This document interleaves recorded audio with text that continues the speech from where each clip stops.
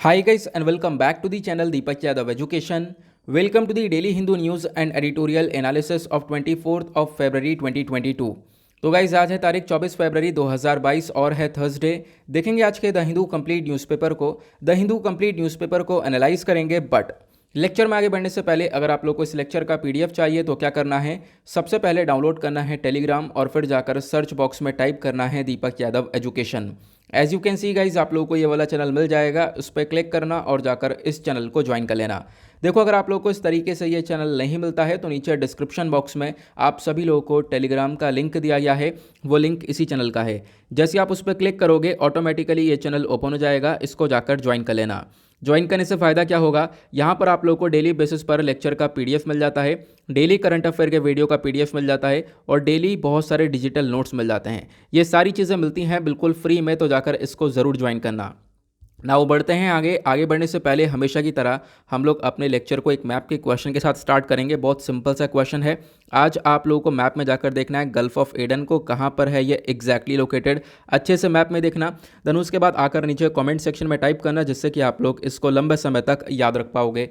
साथ ही साथ एक क्वेश्चन सॉल्व करेंगे जो कि यूपीएससी प्रीवियस ईयर 2002 के प्रीलिम्स में पूछा गया था। डेली बेसिस पर हम लोग यहाँ पर एक प्रीवियस ईयर क्वेश्चन को भी सॉल्व करते हैं। क्वेश्चन क्या बोलता है, जो 5 ईयर प्लान है इंडिया के अंदर उसको किसके थ्रू फाइनली अप्रूव किया गया था। Option A union cabinet, option B president on the advice of prime minister, option C planning commission या फिर option D national development council. तो इसका सही आंसर आप सभी लोगों को नीचे कमेंट सेक्शन में देना है। एटलीस्ट सभी लोगों को इसमें पार्टिसिपेट करना है, जैसा मैं आप लोगों से डेली बेसिस पर बोलता हूँ। बाय द वे, इसका जो करेक्ट आंसर मैंने आप लोगों को नीचे प्रोवाइड करवा दिया है, प्लस टेलीग्राम पर ही प्रोवाइड करवा दिया है, वहाँ से भी जाकर इसको चेकआउट कर सकते हो। देखो, अगर आप लोग को इसका आंसर नहीं मिलता है अभी भी तो कोई परेशान होने की ज़रूरत नहीं है, वीडियो के लास्ट में भी मैं आप लोग को इसका करेक्ट आंसर प्रोवाइड करवा दूंगा। तो चलो शुरुआत करते हैं। ये हमारा पेज नंबर 1 है। ये सबसे पहला आर्टिकल आपको देखने को मिलेगा, इंपॉर्टेंट आर्टिकल है हमारे एग्जामिनेशन के पॉइंट ऑफ व्यू से। कैसे, तो अभी हम लोग इसको देखने वाले हैं। बात की गई है एनफोर्समेंट डायरेक्टरेट ने अरेस्ट किया है महाराष्ट्र मिनिस्टर मलिक को मनी लॉन्ड्रिंग केस के अंदर। नाउ क्वेश्चन ये है, मनी लॉन्ड्रिंग क्या है। अगर हम लोग मोटा मोटा बात करें तो मनी लॉन्ड्रिंग का मतलब ब्लैक मनी को व्हाइट मनी में कन्वर्ट कर देना, इसको हम लोग मनी लॉन्ड्रिंग बोलते हैं। लेकिन एग्जैक्टली होता क्या है तो मैं आप लोगों को आगे थोड़ी देर में बताने वाला हूं। तो हुआ क्या, एनफोर्समेंट डायरेक्टरेट ने यहाँ पर इस व्यक्ति को कस्टडी में ले लिया है 7 दिन के लिए, और बताया गया इस व्यक्ति का यहाँ पर मनी लॉन्ड्रिंग केस से लेना देना है। साथ साथ एक कनेक्शन है डॉन दाऊद इब्राहिम और उसके एसोसिएट के साथ, ठीक है। खासकर ये दाऊद रिलेटेड प्रॉपर्टी डील से लिंक किया गया है इस अरेस्ट को। और साथ साथ यहाँ पर और क्या बताया गया, ये जो अरेस्ट हुआ है इसमें एक एक्ट का इस्तेमाल हुआ जिसको हम लोग PMLA के नाम से जानते हैं, यानी कि prevention of money laundering act के नाम से। तो इस एक्ट का इस्तेमाल किया गया मनी लॉन्ड्रिंग को रोकने के लिए, और उसकी एक्ट के हिसाब से यहाँ पर उसी एक्ट को यूज़ करके इस व्यक्ति को अरेस्ट किया गया, कस्टडी में लिया गया। आई होप आप लोगों को यहाँ पर समझ में आ चुका है एग्जैक्टली न्यूज़ क्या है। बट क्या ये पूछा जाएगा, कहीं पे भी नहीं पूछा जाएगा एग्जैक्टली कि इसको अरेस्ट किया गया, क्यों अरेस्ट किया गया, ये चीज़ें नहीं पूछी जाएंगी। बट आपको पता होना चाहिए कि एनफोर्समेंट डायरेक्टरेट क्या है। साथ साथ यहाँ पर ये जो PMLA एक्ट है ये क्या है, इसका यूज़ क्या है, क्योंकि हमारे सिलेबस के अंदर ये मेंशन्ड है। जैसे यहाँ पर बॉडी है एनफोर्समेंट डायरेक्टरेट, ठीक है, या बॉडी का नाम है। तो जब आप सिलेबस देखोगे तो GS पेपर 2 का सिलेबस ओपन करना, वहाँ पर लिखा हुआ है स्टैट्यूटरी, रेगुलेटरी और वेरियस क्वासी जुडिशियल बॉडीज़। तो यहाँ पर अगेन सिलेबस के अंदर मेंशन्ड है कि आपको यहाँ पर सारी स्टैट्यूटरी बॉडीज़ को पढ़ना है, ठीक है। तो जब हम लोग बात करते हैं एनफोर्समेंट डायरेक्टरेट के बारे में, तो ये एक मल्टी डिसिप्लिनरी ऑर्गेनाइजेशन है। एक ऐसी बॉडी है जो कि 2 कानून को यहाँ पर इम्प्लीमेंट करती है, 2 लॉज को यहाँ पर लागू करती है। एक है फॉरेन एक्सचेंज मैनेजमेंट एक्ट 1999 जिसको हम लोग फेमा के नाम से जानते हैं। दूसरा है prevention of money laundering act 2002, ठीक है, जिसको यहाँ पर PMLA के नाम से जाना जाता है। तो एनफोर्समेंट डायरेक्टरेट इन दोनों लॉज को इंप्लीमेंट करता है। ध्यान रखना, एनफोर्समेंट डायरेक्टरेट का खुद का हिस्टोरिकल बैकग्राउंड क्या है तो मैं आपको बताता हूँ। ये बॉडी बनी थी फर्स्ट में 1956 में। पहले यहाँ पर इसका एनफोर्समेंट यूनिट करके नाम हुआ करता था, लेकिन हुआ क्या, कहानी आगे चलती रही। 1957 के अंदर ये जो नाम है यूनिट वाला, इसको हटा दिया गया, तो एनफोर्समेंट यूनिट से नाम बदलकर एनफोर्समेंट डायरेक्टरेट कर दिया गया था। अब एनफोर्समेंट डायरेक्टरेट जो है किसके कंट्रोल के अंदर में आता था, उस समय पर डिपार्टमेंट ऑफ इकोनॉमिक अफेयर्स के अंडर में आता था। बट 1960 के अंदर में क्या हुआ, डिपार्टमेंट ऑफ इकोनॉमिक अफेयर्स से भी यहाँ पर इस बॉडी को ट्रांसफर कर दिया गया डिपार्टमेंट ऑफ रेवेन्यू के अंडर में। तो बेसिकली यहाँ पर इस बॉडी का जो एडमिनिस्ट्रेटिव कंट्रोल है वो यहाँ पर डिपार्टमेंट ऑफ रेवेन्यू के पास देखने को मिलेगा। ये ट्रांसफर हो चुका था डिपार्टमेंट ऑफ रेवेन्यू के पास 1960 में। बीच में यहाँ पर 4 साल का समय आया था 1970 1973 से लेकर 1977 के बीच में, जब इस डायरेक्टरेट को डिपार्टमेंट ऑफ पर्सनल और एडमिनिस्ट्रेटिव रिफॉर्म्स ने भी देखा था। ये ज़्यादा कुछ खास नहीं है, बट यहाँ पर अभी जो भी बता रहा हूँ वो बहुत इंपॉर्टेंट है। बात करें पावर्स की, तो पावर्स में आपको पता चल चुका है, ये जो डायरेक्टरेट है, खासकर इन्फोर्समेंट डायरेक्टरेट, ये 2 लॉस को बहुत अच्छी तरीके से इंप्लीमेंट करता है। एक तो फेमा, अभी मैंने आपको बताया फॉरेन एक्सचेंज मैनेजमेंट एक्ट, मतलब कि देखो फॉरेन एक्सचेंज को लेकर जो भी यहाँ पर डिस्प्यूट्स होते हैं उनको देखने का काम करता है, उनको इन्वेस्टिगेट करने का काम करता है। साथ साथ पीएमएलए यानी कि prevention of money laundering act, इसको भी इंप्लीमेंट करता है, यानी जो मनी लॉन्ड्रिंग के केसेस है उनको देखता है और जो मनी लॉन्ड्रर्स है उनको यहाँ पर सज़ा दिलवाता है। मनी लॉन्ड्रर्स मतलब यहाँ पर पैसा काफ़ी सारा ब्लैक मनी से वाइट मनी में कन्वर्ट कर दिया है, तो यहाँ पर उन लोगों को ये सज़ा दिलवाता है। क्लियर हुआ, जिसके बारे में अभी आर्टिकल में भी चर्चा की गई है। बट यहाँ पर एक चीज़ और है, एनफोर्समेंट डायरेक्टरेट के अंदर होता कौन कौन है। यहाँ पर आप देख पाओगे बहुत सारे लोग आपको देखने को मिलेंगे। ये जो डायरेक्टरेट है, यहाँ पे बहुत सारे ऑफिसर्स देखने को मिलते हैं जो कि अलग अलग इन्वेस्टिगेशन एजेंसी से आते हैं, जैसे custom, central excise, income tax, police etcetera, अलग अलग यहाँ पर बॉडी से लोगों को रिक्रूट किया जाता है। लेकिन अभी हमने देखा कि एनफोर्समेंट डायरेक्टरेट क्या करता है, 2 लॉस को इंप्लीमेंट करता है, पीएमएलए और फेमा। उसी के साथ साथ इस बॉडी के कुछ और फंक्शन है, जैसे कि यहाँ पर जो फिजिटिव्स होते हैं, ठीक है, उनको हैंडल करना। फिजिटिव मतलब जो पैसा कंट्री से उठाते हैं और भाग जाते हैं, जैसे कि विजय माल्या, ठीक है, मेहुल चौकसी, बड़े बड़े लोग जिन्होंने काफ़ी सारा पैसा उठाया कंट्री से और उसके बाद यहाँ पर ही भाग गए, ठीक है, जो यहाँ पर भगौड़े एक तरीके से आप कह सकते हो बोला जाता है फिजिटिव्स में। तो इसको लेकर भी, यानी जो फिजिटिव हैं जो भाग जाते हैं पैसा लेकर, उनके लिए भी एक एक्ट है, वो है फिजिटिव इकोनॉमिक ऑफेंडर्स एक्ट 2018, ठीक है। तो इसको भी यहाँ पर यूज़ करता है, ये भी यहाँ पर इस एक्ट का भी इस्तेमाल करता है इन्फोर्समेंट डायरेक्टरेट, ध्यान रखना। साथ साथ एक और एक्ट है जिसको हम लोग बोलते हैं COFEPOSA, मतलब कि conservation of foreign exchange and prevention of smuggling activities act, मतलब कि इस एक्ट का भी यूज़ करता है इन्फोर्समेंट डायरेक्टरेट, मतलब कि स्मगलिंग वगैरह को रोकने में भी यहाँ पर काफ़ी हद तक इसका फंक्शन देखने को मिलेगा। तो आई होप आप लोग इन्फोर्समेंट डायरेक्टरेट के बारे में काफ़ी अच्छे से समझ चुके हो। बट अभी हम लोग जो इस पर्टिकुलर आर्टिकल के अंदर बात कर रहे हैं वो पीएमएलए के बारे में बात कर रहे हैं, है ना, कि पीएमएलए एक्ट का इस्तेमाल करके यहाँ पर उस व्यक्ति को कस्टडी में लिया गया है, उस व्यक्ति को अरेस्ट किया गया है। तो पीएमएलए एक्ट है क्या एग्जैक्टली, मैं आप लोग को बता देता हूँ। जैसे कि आपने फुल फॉर्म इसकी समझ लिया, आपको रट गया होगा, प्रिवेंशन ऑफ मनी लॉन्ड्रिंग, मतलब मनी लॉन्ड्रिंग को रोकने का ये काम करेगा, ठीक है। अगर हम लोग बात करें, पीएमएलए एक्ट 2002 के अंदर लाया गया था और बेसिकली इसके अंदर एक अमेंडमेंट भी हुआ, 2012 के अंदर अमेंडमेंट हुआ, काफ़ी सारे बदलाव कर दिए गए थे। मैं आपको दिखाता हूँ कि बदलाव एग्जैक्टली क्या हुए हैं। बदलाव क्या हुए उसको बताने से पहले मैं आपको बताता हूँ पहले मनी लॉन्ड्रिंग क्या है, जिसको रोकने का ये काम करता है। मनी लॉन्ड्रिंग यहाँ पर एक प्रोसेस होता है जिसमें क्या होता है, बहुत सारा जो पैसा क्रिमिनल एक्टिविटी से कमाया होता है, गलत तरीके से कमाया होता है, जिसमें ड्रग्स की तस्करी हो गई, टेररिज्म फंडिंग हो गई, या कोई और अवैध तरीके से पैसा कमाया हुआ, मतलब ब्लैक मनी आपके पास रखा पड़ा है ना, या फिर और भी गलत तरीके से जो पैसा कमाया हुआ है उसको एक लेजिटिमेटेड सोर्स बता देना, उसको वाइट मनी में कन्वर्ट कर देना, ठीक है। और मतलब वो पैसा कैसे भी कमाया जा सकता है, आर्म सेल से, स्मगलिंग से, ड्रग ट्रैफिकिंग से कैसे भी कमाया जा सकता है, तो उसको यहाँ पर लेजिटिमाइज करना, ये सबसे बड़ी प्रॉब्लम देखने को मिलती है मनी लॉन्ड्रिंग की। तो एग्जैक्टली मनी लॉन्ड्रिंग के लिए आप क्या लिख सकते हो, मनी जनरेटेड, यहाँ पर जो मनी जनरेट होता है इस कॉल्ड डर्टी मनी, और मनी लॉन्ड्रिंग एक ऐसा प्रोसेस है जो कि डर्टी मनी को कन्वर्ट कर देता है लेजिटिमेट मनी के अंदर। क्लियर हुआ, ये आपने समझा। अभी मैं आपको क्या बता रहा था, prevention of money laundering act. तो इस एक्ट के अंदर यहाँ पर आप देख पाओगे अमेंडमेंट हुआ था, बदलाव हुआ था, लाया 2002 में गया था, लेकिन 2012 के अंदर चेंजेस हुए। 2012 के अंदर क्या चेंजेस हुए बताया गया, देखो अगर मान लो यहाँ पर एक पर्सन एक्स है और एक पर्सन दूसरा वाई है, और एक्स ने यहाँ पर कुछ पैसा डिपॉजिट कर दिया है वाई के अकाउंट में, तो पहले यहाँ पर एक ही व्यक्ति अरेस्ट हुआ करता था, लेकिन अब दोनों को ही हाथ है इस पूरे केस के अंदर, तो एक्स और वाई दोनों को अरेस्ट किया जाएगा, ये बदलाव हुआ, ठीक है। साथ साथ यहाँ पर दूसरा अमेंडमेंट क्या किया गया था, मान लो यहाँ पर कोई भी केस आता है मनी लॉन्ड्रिंग का, ठीक है, तो मनी लॉन्ड्रिंग का जो केस है वो लगभग 10,000 रुपये का भी कोई केस होगा ना, तो भी यहाँ पर कहीं ना कहीं इस एक्ट का वोलेशन होगा और उस व्यक्ति को भी यहाँ पर सज़ा मिलेगी, ये आपको ध्यान रखना है। अब इस एक्ट के अंदर पेनल्टी क्या हो सकती है, अगर मान लो यहाँ पर इन दोनों कैटेगरी के अंदर कोई आया है जिसने मनी लॉन्ड्रिंग करी है, तो पेनल्टी क्या हो सकती है, या तो यहाँ पर जेल हो जाएगी 3 साल की, और 3 साल से बढ़ाकर उसको 7 साल तक किया जा सकता है, या फिर उस व्यक्ति के ऊपर जेल के साथ फाइन भी चार्ज किया जा सकता है, या फिर जेल फाइन अलग अलग भी हो सकती है।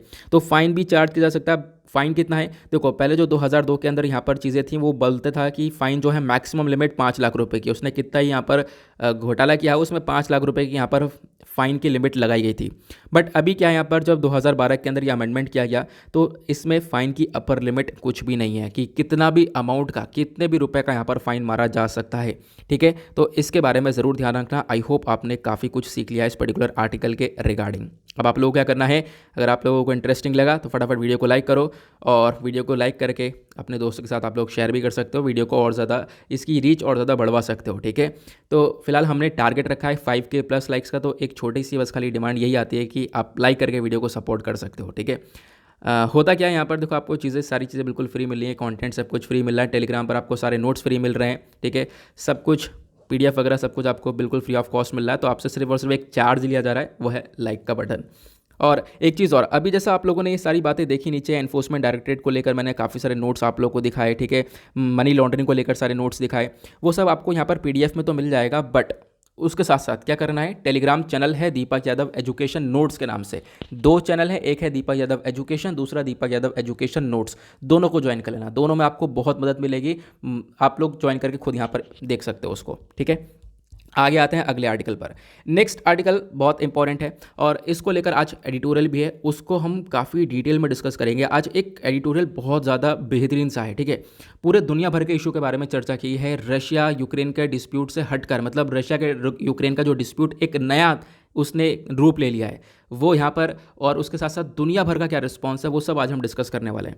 फिलहाल अभी यहाँ पर इंडिया का क्या रिस्पॉन्स है यहाँ पर आप देख पाओगे। इंडिया ने यहाँ पर अपना एक बैलेंस्ड अप्रोच रखा। इंडिया ने यहाँ पर एक तरीके से रशिया का कोई ज़्यादा क्रिटिसिज्म किया नहीं इस पूरे डिस्प्यूट को लेकर। तो इस चीज़ को देखते हुए यहाँ पर रशिया बोलता है कि इंडिया का एक बैलेंस्ड यहाँ पर स्टेटमेंट रहा है, जो कि एक अच्छा स्टेटमेंट रहा है। ठीक है, अभी यहाँ पर बैलेंस स्टेटमेंट किस चीज़ को रहा है, क्योंकि आपको पता होगा यूक्रेन ने रशिया ने यूक्रेन के 2 रीजन्स को इंडिपेंडेंट घोषित कर दिया है। एग्जैक्टली आप कह सकते हो यूक्रेन को 3 देश के अंदर बांट दिया है। हालांकि ये बहुत पहले से बटे हुए हैं, लेकिन इसको ऐसा रिकग्निशन नहीं मिला था जैसा अभी रिकग्निशन दिया गया मंडे की रात में। ठीक है, तो वो जैसे कि यूक्रेन के, एक तो यूक्रेन हो गया अलग, उसके साथ साथ 2 अलग अलग कंट्रीज़ हो गई, जैसे कि एक हो गया लुहांस्क और दूसरा हो गया दोनेत्स्क। तो यहाँ पर ये अब 3 कंट्रीज़ हो चुकी हैं। ठीक है, तो आपको ध्यान रखना है, आगे हम डिस्कस करेंगे, डोंट वरी, पूरा आर्टिकल है, बहुत कुछ डिस्कस करने वाले हैं आगे। ठीक है, अभी फिलहाल क्या यहाँ पर बताया गया कि इंडिया का स्टांस बिल्कुल सही रहा है, एक इंडिपेंडेंट रहा है। इंडिया ने यहाँ पर किसी की तरफ भी एक तरीके से सपोर्ट नहीं दिखाया, प्लस यहाँ पर एक बैलेंस अप्रोच रहा, और साथ ही साथ यहाँ पर जो हमारे एक तरीके से यूनाइटेड नेशन सिक्योरिटी काउंसिल के अंदर इंडिया के रिप्रेजेंटेटिव हैं TS त्रिमूर्ति साहब, इन्होंने भी यहाँ पर एग्जैक्टली बताया। देखो, एक तो कंसर्न वाली बात तो है ही डेफिनेटली, लेकिन यहाँ पर क्या करना चाहिए, हम लोगों ने जो क्रिटिसिज्म है रशिया को लेकर, रशिया के एक्शन के ऊपर जो आलोचना हमने नहीं करी, और प्लस यहाँ पर हमने एक पॉइंट ये रखा है कि बैठकर बातचीत होनी चाहिए। ठीक है, बैठकर यहाँ पर एक डायलॉग होना चाहिए, डिस्कशन होना चाहिए, उसके बेसिस पर हम लोग यहाँ पर एक सोल्यूशन लेकर आएंगे। साथ साथ यहाँ पर इन सब चीज़ों की वजह से रशिया की तरफ से स्टेटमेंट भी आ चुका है कि भाई यहाँ पर देखो, जो S-400 का मिसाइल सिस्टम का डील है, इसको लेकर कोई प्रॉब्लम क्रिएट होगी नहीं। ठीक है, यहाँ पर कितने ही सैंक्शन रशिया के ऊपर लग जाएं, क्योंकि रशिया के ऊपर लगातार बहुत सारे सैंक्शंस लग भी रहे हैं, लेकिन वो S-400 जो मिसाइल सिस्टम की जो डील है वो एज इट इज़ रहने वाली है। ठीक है, जो कि इंडिया ने परचेज़ किया है रशिया से, एग्जैक्टली वो डील ऐसी चलती रहेगी, ये बताया गया। साथ ही साथ आपको पता होगा एक बहुत बड़ा अपडेट ये भी है कि रशिया के अंदर आज के टाइम पर पाकिस्तान के प्राइम मिनिस्टर इमरान खान आपको देखने को मिलेंगे। ठीक है, इनकी ऑनगोइंग विजिट चल रही है, तो यहाँ पर बताया गया कि इससे भी कोई फ़र्क नहीं पड़ेगा इंडिया रशिया के टाइज के ऊपर। इंडिया रशिया के टाइज अपने आप में बहुत इंपॉर्टेंट है, प्लस उसके बाद यहाँ पे अगर हम खासकर बात करें, जो डिफेंस रिलेशन है वो दोनों के बहुत इंपॉर्टेंट है। तो यहाँ पर चाहे पाकिस्तान आए, लेकिन उससे कोई फ़र्क ज़्यादा पड़ेगा नहीं। ठीक है, तो ये इस आर्टिकल के अंदर एक छोटा सा अपडेट है, स्टेटमेंट्स हैं, बस खाली इसको ध्यान में रख सकते हो आप। यहाँ पर एग्जामिनेशन में इसका यूज़ कहीं कर नहीं पाओगे, और एग्जैक्टली कर कैसे सकते हो तो मैं आपको एडिटोरियल पे बताऊँगा। आगे चलते हैं नेक्स्ट आर्टिकल की तरफ। एक इंटरेस्टिंग सा पिक्चर, और ये इंटरेस्टिंग सा टॉपिक, और इंटरेस्टिंग के साथ साथ उतना ही इंपॉर्टेंट भी है। ठीक है, कैसे होगा मैं आपको बताता हूँ। यह आपको पिक्चर में दिख रहा होगा, एक टेम्पल है, ये खजुराहो टेम्पल आपको देखने को मिलेगा। ठीक है, उसकी फोटोग्राफ दे रखी है, अब ये चर्चा में है, मतलब चर्चा में एग्जैक्टली किसी कारण की वजह से नहीं, एक पिक्चर आई है ऐसे यहाँ पर इन्होंने पब्लिश कर दिया। तो मैं आप लोगों को खजुराहो टेम्पल के बारे में बताता हूँ, क्योंकि ये आपका जो टॉपिक है ना, ये आर्ट एंड कल्चर का मोस्ट इंपॉर्टेंट टॉपिक है। ठीक है, जब भी आप लोग कोई भी बुक उठाते हो, जैसे कि नितिन सिंघानिया ज़्यादातर रेफर करते होंगे, ठीक है, तो वहाँ पर आपको टेम्पल स्ट्रक्चर का एक पॉइंट देखने को मिलता होगा। और UPSC ने प्रीवियस में काफ़ी सारे क्वेश्चन पूछे हैं, एग्जैक्टली मेंस और प्रीलिम्स दोनों में पूछे गए टेम्पल आर्किटेक्चर को लेकर। ठीक है, मैं आपको बताता हूँ, काफ़ी अच्छे से हम इस टॉपिक को हम लोग कवर करने वाले हैं। फिलहाल जो खजुराहो टेम्पल्स आपको ये पीछे दिख रहे हैं पिक्चर के अंदर, ये मध्य प्रदेश के अंदर हैं, और एक यहाँ पे एक खूबसूरत मिडिवल मॉन्यूमेंट्स यहाँ पर बोला जाता है हमारे देश का। इसको कब बनाया गया था, 1950 से लेकर 1050 AD के बीच में बाई चंडेला डायनेस्टी के थ्रू यहाँ पर इसको बनाया गया। ये जो मॉन्यूमेंट्स है, इसके अंदर आपको हिंदू और जैन टेम्पल्स देखने को मिलेंगे। ये जो टेम्पल साइट है बेसिकली कहाँ पे लोकेटेड है, तो विंध्या माउंटेन रेंज जो हम लोग को देखने को मिलता है एग्जैक्टली वहीं पर ये लोकेटेड है। उसके साथ साथ बताया गया ये जो टेम्पल है इसको यूनेस्को वर्ल्ड हेरिटेज साइट का स्टेटस मिला हुआ है 1986 के अंदर। साथ साथ ये जो टेम्पल है ये बहुत बहुत बहुत इंपॉर्टेंट लाइन है लास्ट वाली, ये temple Nagara style of architecture के अंदर बना हुआ है। ये जो नगरा स्टाइल ऑफ आर्किटेक्चर है ये बहुत इंपॉर्टेंट है, यहाँ पर इसको आपको ध्यान में रखना है, ठीक है। ये जो नगरा स्टाइल ऑफ टेम्पल आर्किटेक्चर इसको लेकर क्वेश्चन बना भी है मेंस में। ये है क्या टेम्पल आर्किटेक्चर, होता क्या है, देखो ये जो टेम्पल आर्किटेक्चर है ये नॉर्थ इंडिया के अंदर मिलता है, ठीक है। ये जो नगरा स्टाइल आपको देखने को मिलेगा, यहाँ पर जो ये टेम्पल हैं इनको कंस्ट्रक्ट किया जाता है थोड़े से ऊंचे प्लेटफॉर्म के ऊपर। थोड़े से ऊंचे प्लेटफॉर्म होता है जिनको हम लोग जगती बोलते हैं। मैं आप लोग को थोड़ा सा पिक्चर में दिखाता हूँ जो जो हम लोग डिस्कस कर रहे हैं। यहाँ पे आप देख पाओगे जगती एग्जैक्टली क्या कहलाता है, तो यहाँ पर एक प्लेटफॉर्म बनाया गया है ऊंचा सा, ठीक है। ये आप देख पाओगे ये ऊंचा सा प्लेटफॉर्म है, उसके ऊपर पूरा एक टेम्पल बना हुआ है, इसी को हम लोग जगती बोलते हैं। क्लियर हुआ। उसके बाद यहाँ पर आप लोग देख पाओगे और क्या बताया गया, ये जो टेम्पल है इसके अंदर आपको गर्भगृह देखने को मिलता है, प्लस यहाँ पर शिखर है, और उसके साथ साथ यहाँ पर और भी आपको बहुत सारी चीज़ें देखने को मिलेंगी। जैसे कि यहाँ पे गर्भगृह क्या होता है मैं आपको बताता हूँ। मंडप आपको देखने को मिलेगा, इस वाले पिक्चर के अंदर आपको सब चीज़ मिल जाएगी। मतलब ये आपके सिलेबस का ही टॉपिक है पूरा का पूरा। यहाँ पे अगर हम बात करें इस वाले टेम्पल के अंदर, तो ये जगती कहलाता है, जो ये अप्रेस सा प्लेटफॉर्म है। उसके बाद ये मंडप कहलाता है, ठीक है। ये एक तरीके से हॉल छूटे हुए हैं ये अंदर, ये हॉल्स आपको देखने को मिलेंगे। यहाँ से एंट्री हुई आप टेम्पल के अंदर आएगा, ये हॉल है।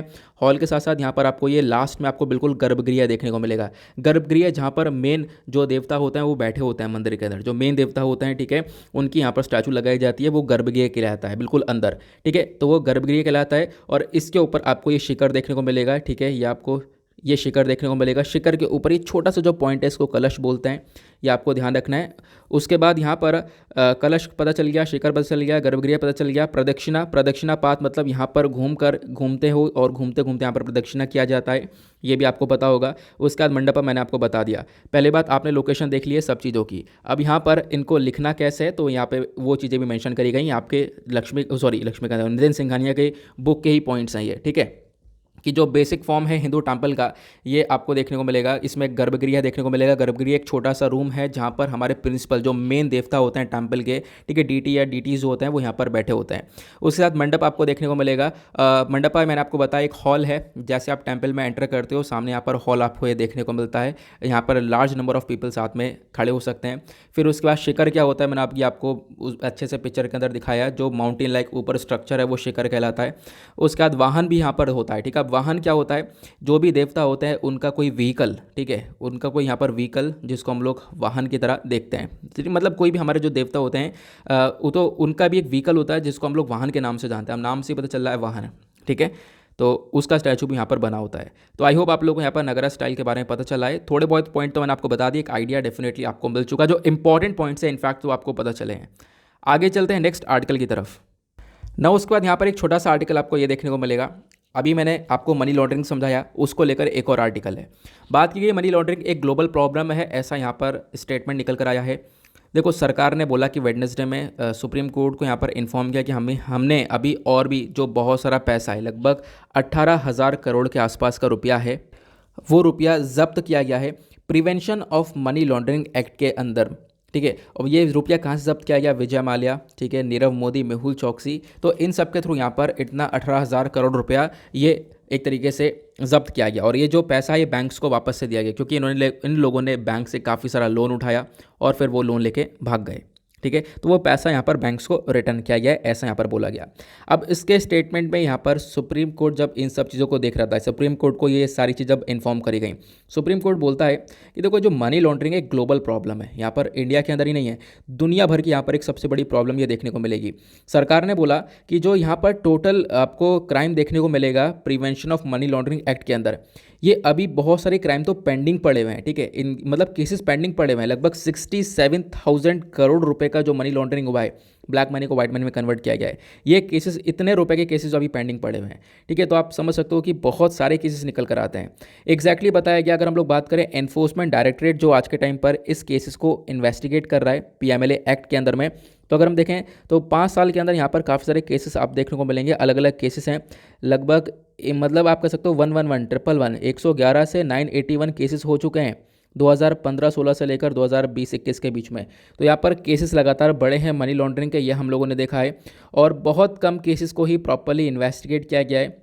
ठीक है, अगर हम लोग बात करें दूसरे कंट्रीज़ के अंदर, तो दूसरे कंट्रीज़ के अंदर बहुत प्रॉपर तरीके से यहाँ पे केसेस को इन्वेस्टिगेट किया जा रहा है, जिसको लेकर रिसेंटली एक आर्टिकल आया था, आपको पता होगा सुप्रीम कोर्ट ने ये क्वेश्चन भी उठाया था कि जो ये प्रिवेंशन ऑफ मनी लॉन्ड्रिंग है, इसका मिसयूज़ हो रहा है, इस एक्ट का मिसयूज़ हो रहा है, ये अपने केस ना देखकर, मतलब जो केस इसको देखने चाहिए थे वो केस ना देख के दूसरे केस देख रहा है आज के टाइम पर, जिसकी वजह से यहाँ पर इसका मिसयूज़ होता हुआ नजर आ रहा है। ठीक है, तो आई होप आप लोगों को क्लियर हो चुका है, ज़्यादा कुछ नहीं है यहाँ पर, सिर्फ मनी लॉन्ड्रिंग के बारे में बताया गया, ग्लोबल प्रॉब्लम है, होती क्या है, पीएमएलए एक्ट क्या है, वो सब मैं ऑलरेडी आप लोगों को अभी पेज नंबर 1 के ऊपर बता चुका हूँ। इसी के ऊपर एक छोटा सा आर्टिकल और देखने को मिलेगा। अगेन यहाँ पर भी कोई ऐसी इंपॉर्टेंट इन्फॉर्मेशन नहीं है, मैंने बस खाली इसको हाईलाइट ही कर दिया ऐसी। बताया गया है कि जो नोट मैन्युफैक्चरर का हेडक्वार्टर है वो एक प्रोहिबिटेड प्लेस बन चुका है। हुआ क्या है, दिल्ली हेडक्वार्टर आपको देखने को मिलेगा इंडिया करेंसी और बैंक नोट मैन्युफैक्चर का, दिल्ली के अंदर एक हेडक्वार्टर है। ठीक है, तो अभी उसको प्रोहिबिट किया गया। प्रोहिबिट मतलब यहाँ पर कोई भी जो अनऑथराइज पर्सन है उसकी एंट्री को रोका गया है। ठीक है, तो मतलब नॉट सो इंपॉर्टेंट। आगे चलते हैं नेक्स्ट आर्टिकल की तरफ, कुछ इंपॉर्टेंट होगा तो डेफिनेटली आपको आगे पता चल जाएगा।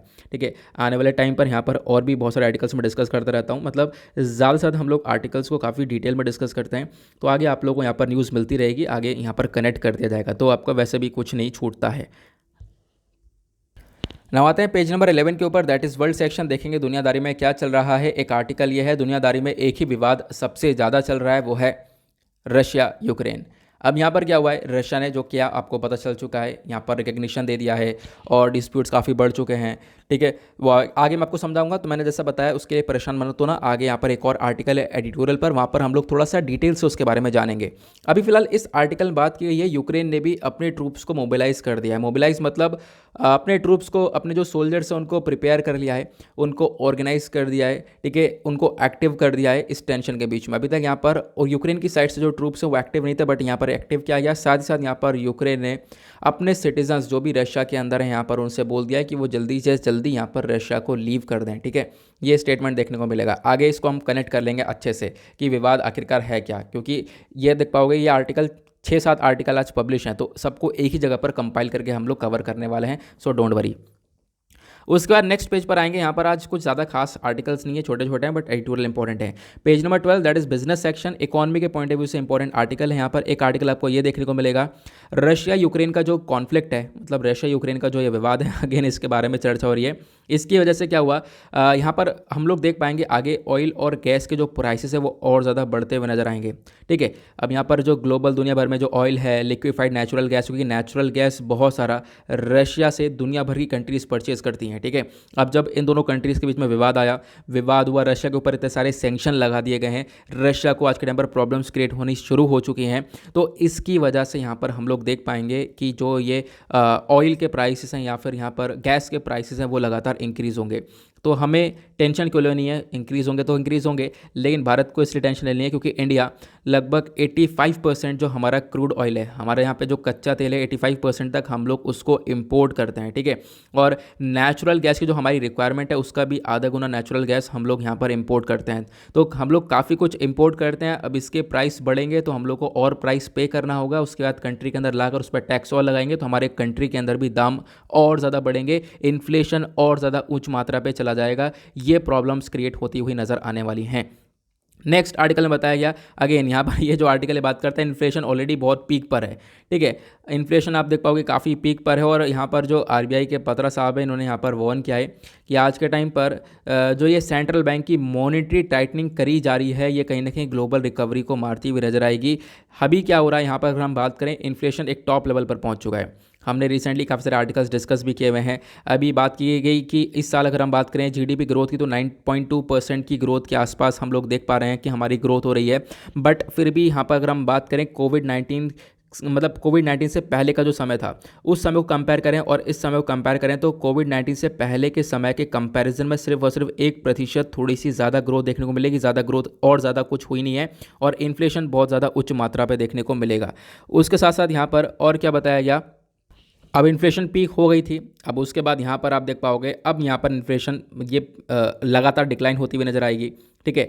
एक समय पर यहाँ पर इन्फ्लेशन अपने उच्च लेवल पर पहुंचा, अब यहाँ पर थोड़ा सा डिक्लाइन होता हुआ अब यहाँ पर आपको नीचे होता हुआ ये नज़र आएगा। ये यहाँ पर स्टेटमेंट दिया गया है आरबीआई के थ्रू, ठीक है, आरबीआई के पात्रा साहब के थ्रू। तो एग्जैक्टली आरबीआई के डिप्टी गवर्नर है माइकल पात्रा, इन्होंने यहाँ पर स्टेटमेंट दिया है।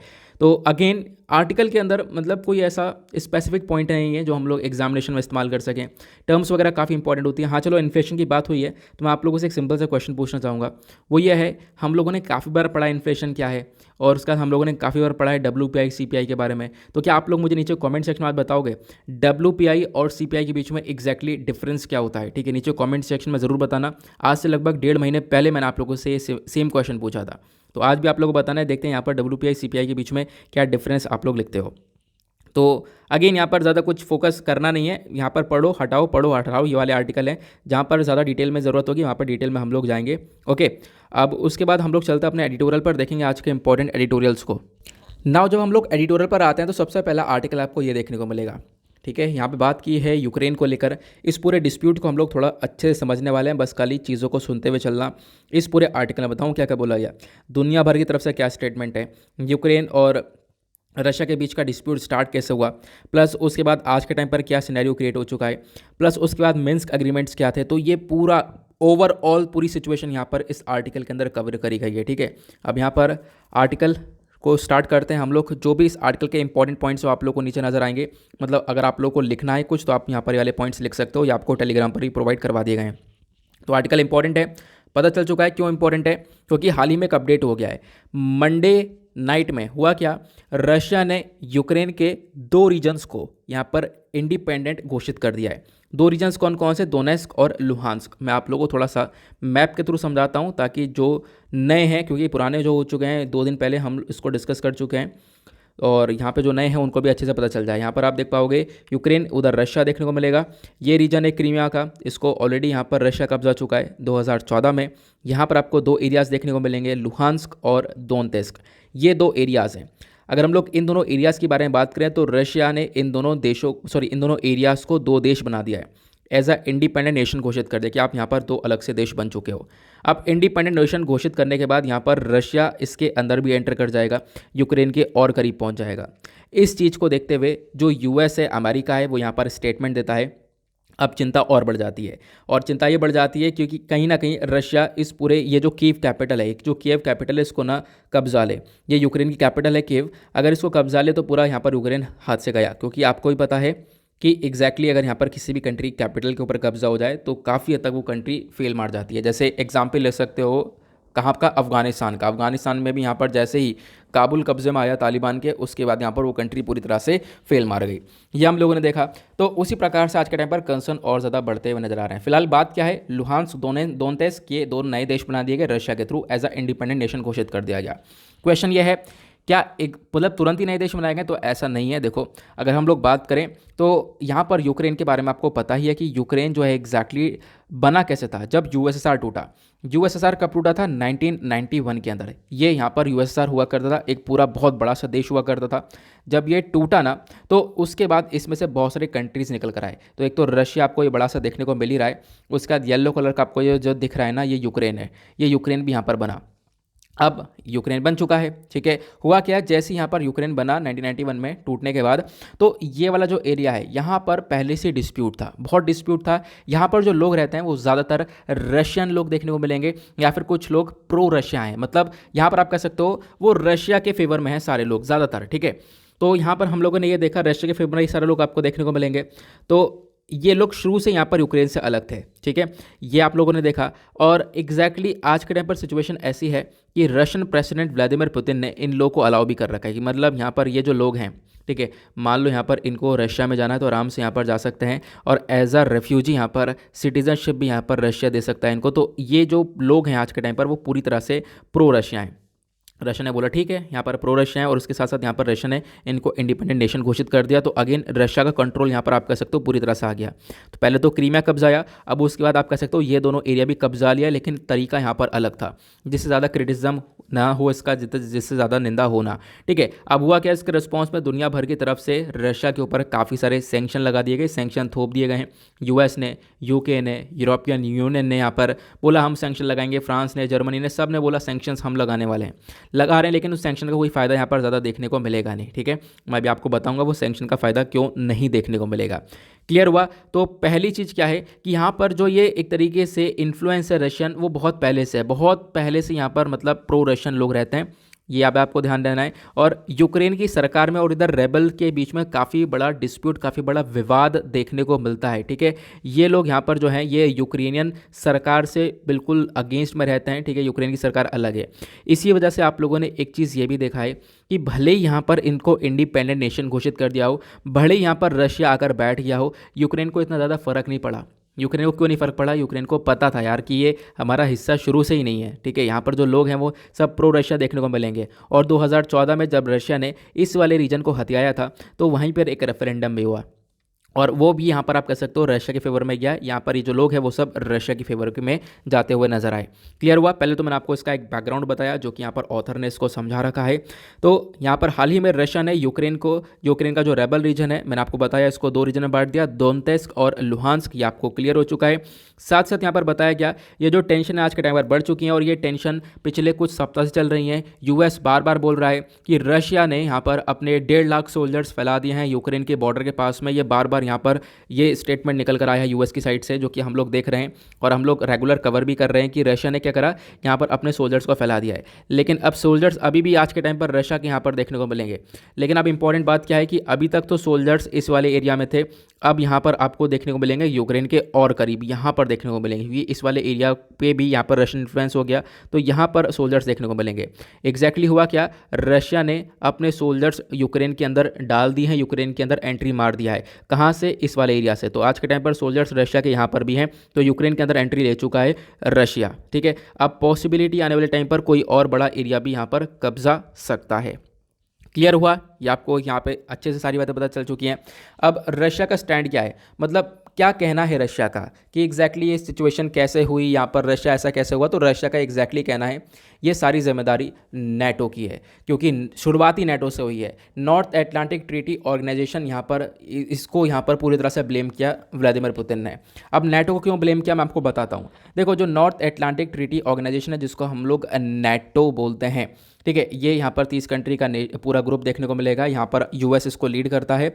अब हुआ क्या, रशिया का कहना यह है कि ये जो नेटो है ये क्या कर रहा है, अपने ग्रुप के अंदर नई नई कंट्रीज़ को ऐड करता हुआ जा रहा है। ठीक है, बहुत सारी कंट्रीज़ को ये ऑलरेडी ऐड कर चुका है, ये यहाँ पर बताया गया। अगर हम लोग एग्जैक्टली वाला मैप देखें तो इधर ये जो कंट्रीज़ हैं ये सब क्या हुआ था, ये यूएसएसआर टूटने के बाद ये कंट्रीज़ बनी है, और ये जो कंट्रीज़ बनी है ज़्यादातर आज के टाइम पर नेटो का मेंबर बन चुकी हैं। नेटो का मेंबर बनना मतलब यहाँ पर आप कह सकते हो जो कंट्रीज़ हैं, यहाँ पर एग्जैक्टली आप कह सकते हो कि जो यूएस है वो आके बैठ चुका है। ठीक है, रशिया के बराबर में यूएस आके बैठ चुका है। तो रशिया के व्लादिमीर पुतिन पहले ही बोल चुके हैं कि ये जो नेटो है इसको बढ़ाना बंद करो। पहले तो ये जो कंट्रीज़ हैं इस नेटो के ग्रुप में डालना बंद करो, इसको इंक्लूड करना बंद करो। अदरवाइज़ अगर नेटो का ग्रुप ऐसे बढ़ता रहेगा तो फिर यहाँ पर रशिया को भी कुछ ना कुछ स्टेप उठाना पड़ेगा। ठीक है, तो अभी विवाद इसलिए बढ़ गया, इसलिए यूक्रेन की ज़्यादा चर्चा में आ गया, क्योंकि यूक्रेन ने बोला कि हमें भी नेटो का पार्ट बनना है, और नेटो ने बोला ठीक है हम भी यहाँ पर अब कोई पार्ट बना लेंगे नेटो का। तो अगर यूक्रेन भी नेटो का हिस्सा बन जाता तो जो यूएस है वो यहाँ पर आकर बैठ जाता। ठीक है, इस वाले एरिया में रशिया के बिल्कुल बराबर में। तो रशिया ये चाहता नहीं है, रशिया यहाँ पर ये चाहता है नेटो दूर रहे, यूक्रेन उसका हिस्सा बने ना। और रशिया ने यूएस से और वेस्टर्न कंट्री से पहले ही बोल दिया कि आप यहाँ पर यूक्रेन को नेटो का हिस्सा मत बनाओ। लेकिन वेस्टर्न कंट्रीज़ ने इसके रिस्पॉन्स में क्या बोला, इन्होंने बोला देखो हम आपके नहीं सुनेंगे, आगे ज़रूरत पड़ेगी तो यूक्रेन को नेटो का हिस्सा बनाया जाएगा। इसी की वजह से यहाँ पर ये प्रॉब्लम्स क्रिएट हो गई कि यहाँ पर रशिया ने सोचा कि अगर ये नेटो का हिस्सा बन जाएगा, क्रीमिया को ये लोग वापस से ले लेंगे रशिया के हाथ से, तो यहाँ पर एक वॉर हो जाने वाली है, वर्ल्ड वॉर 3 हो जाने वाली है। तो अभी सिचुएशन इस प्रकार से बदली कि यहाँ पर रशिया चाहता है कि इनके बीच में, यूएस के बीच में और रशिया के बीच में एक बफर जोन बना रहे। ठीक है, और आपको ध्यान रखना है, मैंने आपको बताया ज़्यादातर कंट्रीज़ जो नेटो है वो यहाँ तक पहुँच चुका है, इस वाले एरिया तक नेटो पहुँच चुका है। तो अभी रशिया चाहता यह है कि ये जो बेसिकली यूक्रेन वाला रीजन देखने को मिलेगा, ठीक है, यहाँ पर तो ये नाटो का मेंबर ना बने, प्लस बहुत सारी कंट्रीज इधर आपको देखने को मिल जाएंगी, यहाँ पर भी नाटो के सोल्जर्स हैं, उन सबको वापस से हटाया जाए। तो रशिया एग्जैक्टली ये चाहता है कि भाई यहाँ से दूर हट जाओ, ठीक है, पीछे चले जाओ। लेकिन यहाँ पर जो कंट्रीज़ है, वेस्टर्न कंट्रीज़, वो यहाँ पर सुन नहीं रही हैं। तो इसकी वजह से भी एक सबसे बड़ी प्रॉब्लम से क्रिएट हुई है, ठीक है। आई होप आप लोग समझ गए होंगे कि व्लादिमीर पुतिन की डिमांड क्या थी और वेस्टर्न कंट्रीज ने उसको रिजेक्ट कर दिया। ना वो बैकग्राउंड क्राइसिस क्या है उसको हम लोग समझते हैं। तो यूक्रेन रशिया के बारे में मैंने आपको बता दिया एग्जैक्टली बैकग्राउंड कैसे स्टार्ट हुआ, सोवियत यूनियन टूटा 1991 में, उसके बाद क्या डिस्प्यूट्स हुआ। 2014 के अंदर यहाँ पर एक एरिया था, कौन सा वाला, क्रीमिया वाला, ठीक है, उसको यहाँ पर रशिया ने ऑलरेडी कब्जा लिया, ये मैंने आपको बताया। और तब से यहाँ पर डिस्प्यूट्स बना पड़ा है, तब से यहाँ पर दोनेत्स्क और लुहांस्क वाले एरिया भी अलग से देखने को मिलेंगे, जिनको अभी एक as a country, as a independent nation recognition दिया गया।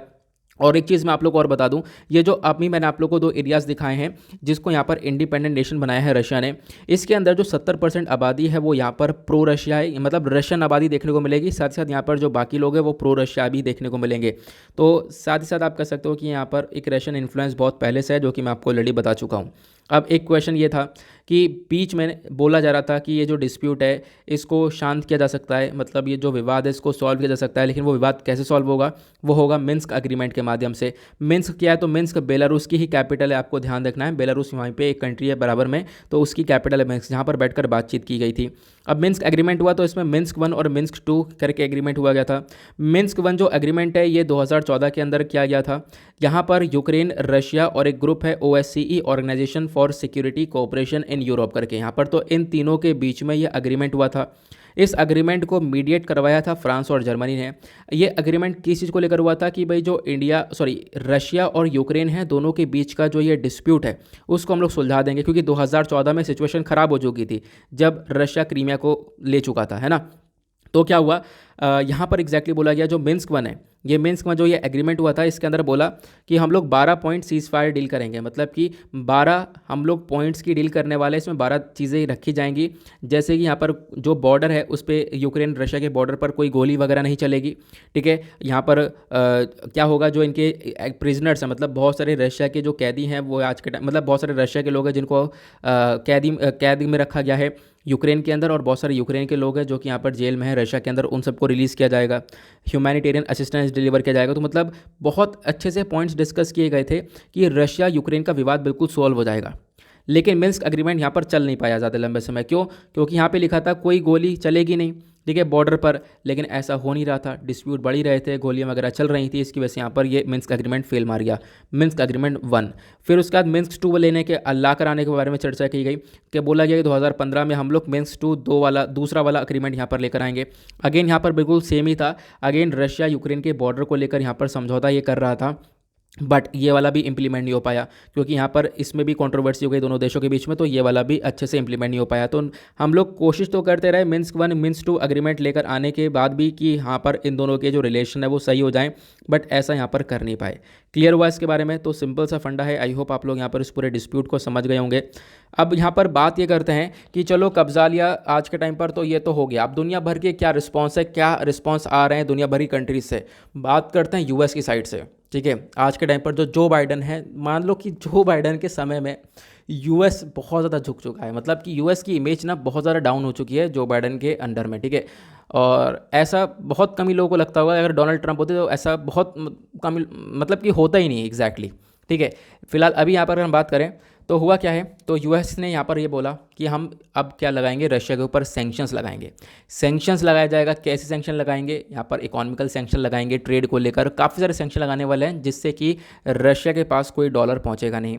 उसी प्रकार से यहाँ पर और क्या बोला गया, यूरोपियन यूनियन ने बोला, यूरोपियन यूनियन के अंदर जो यहाँ पे नेशंस हैं इन्होंने यहाँ पर बोला कि हम लोग भी सैंक्शन लगाएंगे रशिया के ऊपर।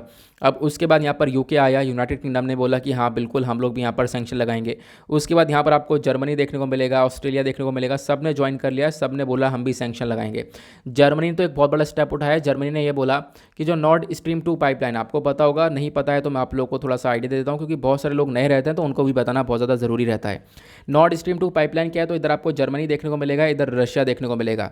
यहाँ पर रशिया क्या करता है, बहुत सारी नेचुरल गैस भेजता है, नेचुरल गैस देता है इन पूरी कंट्रीज़ को, खासकर यूरोपियन यूनियन को।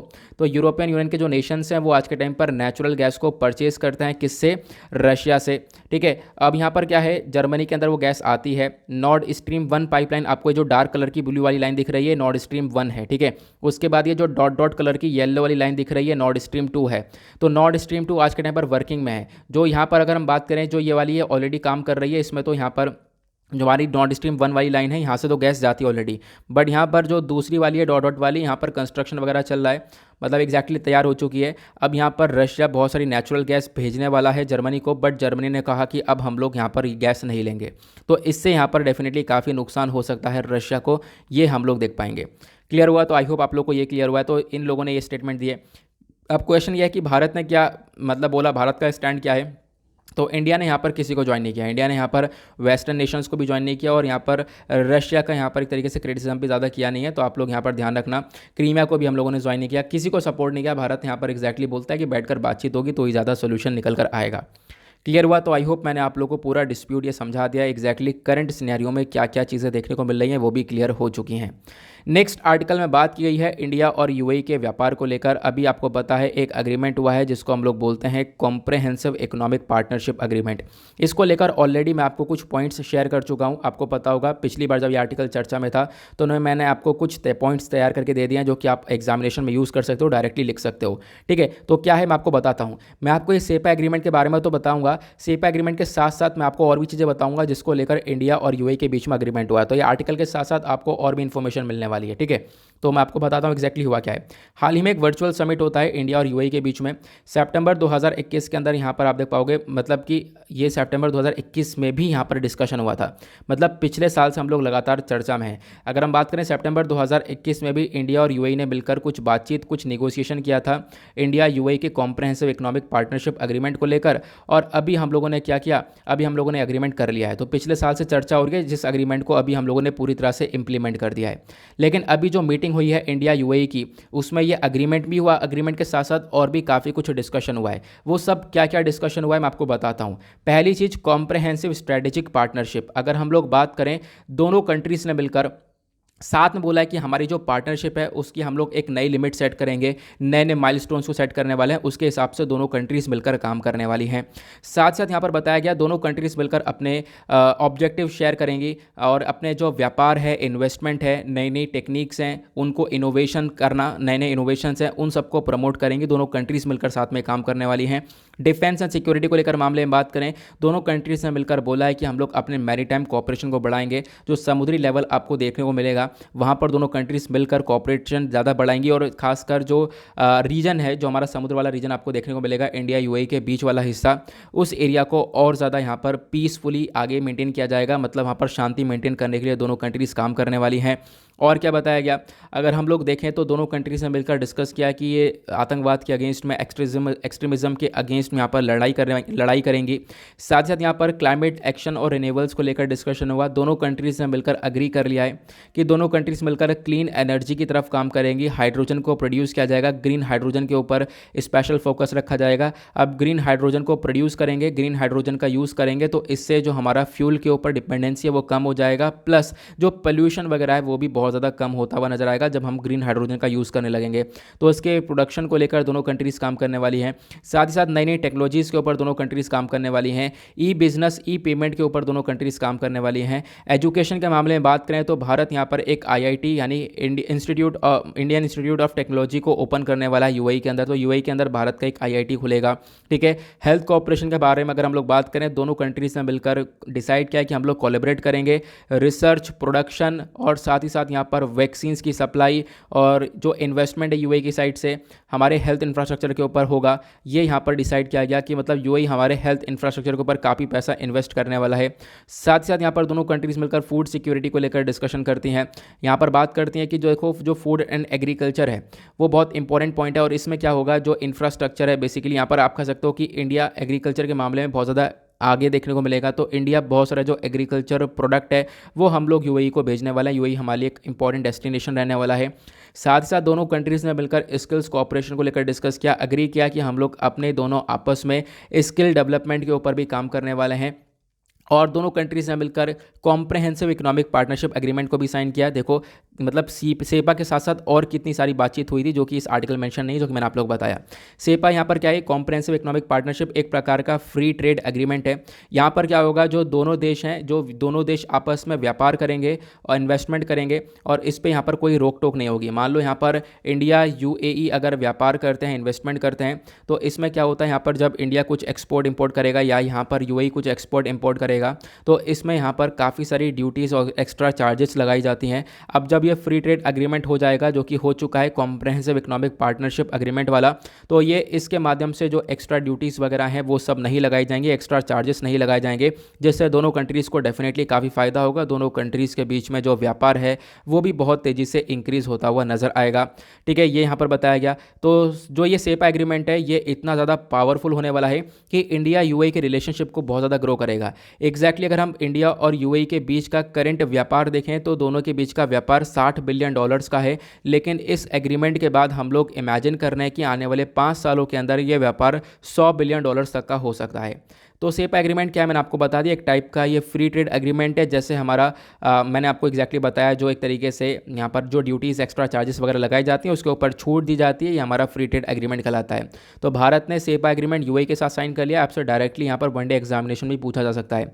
लेकिन एक बात और याद रखना, यूएई के अलावा भारत ने सेपा किस साथ साइन किया, तो साउथ कोरिया, जापान के साथ भी भारत ने इस सेपा एग्रीमेंट को साइन कर रखा है। नाउ अब हम आते हैं एक और इंपॉर्टेंट टॉपिक के ऊपर कि आखिरकार इंडिया यूएई के रिलेशंस को लेकर करंट स्टेटस क्या है, आज के टाइम पर रिलेशन हमारे कहाँ पर स्टैंड करते हैं। तो इंडिया यूएई दोनों बहुत इंपॉर्टेंट फ्रेंडशिप को आज के टाइम पर फॉलो कर रहे हैं। एग्जैक्टली अगर हम लोग देखें, जो ये रिलेशनशिप है वो स्टार्ट होता है कब, जब एच शेख जायद बिन सुल्तान अल नैन, ठीक है, ये यहाँ पर एक तरीके से पूरा शासन संभालते हैं, रूलर बनते हैं अबू धाबी के 1966 में। तब से रिलेशनशिप और ज़्यादा मजबूत हो जाते हैं। और 2019 में तो यहाँ तक हो गया कि यूएई ने जो यूएई का एक जायद मेडल है, ये यहाँ पर ये जो मेडल है ये हमारे प्राइम मिनिस्टर को दिया गया। ये यूएई का एक हाईएस्ट सिविलियन अवार्ड है जो कि यहाँ पर हमारे प्राइम मिनिस्टर को प्रोवाइड करवाया गया। साथ साथ इंडिया जो प्राइम मिनिस्टर हैं वो यूएई में विजिट करे अगस्त 2015 के अंदर। इसके बाद तो रिलेशनशिप और ज़्यादा बढ़ चुके थे क्योंकि एक नई शुरुआत थी हम दोनों के पार्टनरशिप की और ज़्यादा गहराई की तरफ। उसके साथ साथ इकोनॉमिक रिलेशंस के बारे में बात करें, ये तो मैंने आपको बताया। रिलेशंस में हम लोग बात कर रहे हैं किसके बारे में, कि करंट स्टेट में क्या यहाँ पर एग्जैक्टली कहाँ पर स्टैंड करते हैं दोनों कंट्रीज़ के रिलेशन। इकोनॉमिक रिलेशंस के बारे में बात करें तो इंडिया यूएई का जो ये व्यापार है ये लगभग आपको $60 बिलियन का आसपास का यहाँ पर देखने को मिलेगा। और करंट जो मैंने आपको बताया, जिसमें यहाँ पर इंडिया जो है एक थर्ड लार्जेस्ट ट्रेडिंग पार्टनर आपको देखने को मिलेगा 2019-20 के अंदर आफ्टर चाइना एंड यूएस। ठीक है, तो चाइना यूएस के बाद यहाँ पर यूएई एक थर्ड ट्रेडिंग पार्टनर था हमारा, ये ध्यान रखना। और उसके बाद बताया गया दोनों कंट्रीज़ के बीच में एक्सपोर्ट इंपोर्ट आपको देखने को मिलेगा काफ़ी ज़्यादा होता है। यूएई हमारा एक सेकेंड लार्जेस्ट एक्सपोर्ट डेस्टिनेशन है इंडिया का, ध्यान रखना। इसमें कितना ट्रेड होता है ये सारा अमाउंट लिखा गया, अमाउंट का कोई ज़्यादा खास यूज़ नहीं है। जो अमाउंट बड़ा अमाउंट होता है टोटल अमाउंट, उसी के ऊपर फोकस क्या करो वो मैं आपको बता ही देता हूँ। करंट रिलेशन के बारे में बात करें, दोनों कंट्रीज़ के जो हिस्टोरिकल टाइज है वो भी यहाँ पर देखने को मिलेंगे, प्लस जो संस्कृति के रिलेशंस है वो भी ज़्यादा देखने को मिलेंगे। अभी यहाँ पर दोनों कंट्रीज़ के बीच में एग्जैक्टली एक कल्चरल एग्रीमेंट साइन किया गया था 1975 के अंदर।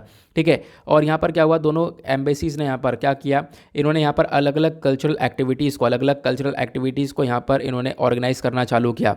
ठीक है, इनफैक्ट यहाँ पर यूएई के अंदर भी काफ़ी सारी cultural activities, Indian cultural activities को प्रमोट किया जाता है। देन उसके बाद इंडियन कम्युनिटी के बारे में बात करें तो यूएई आज के टाइम पर घर बना हुआ है इंडियन कम्युनिटीज़ का। तो भारत के बहुत सारे लोग, लगभग 2.6 बिलियन से भी ज़्यादा लोग आज के टाइम पर यूएई के अंदर देखने को मिल जाएंगे।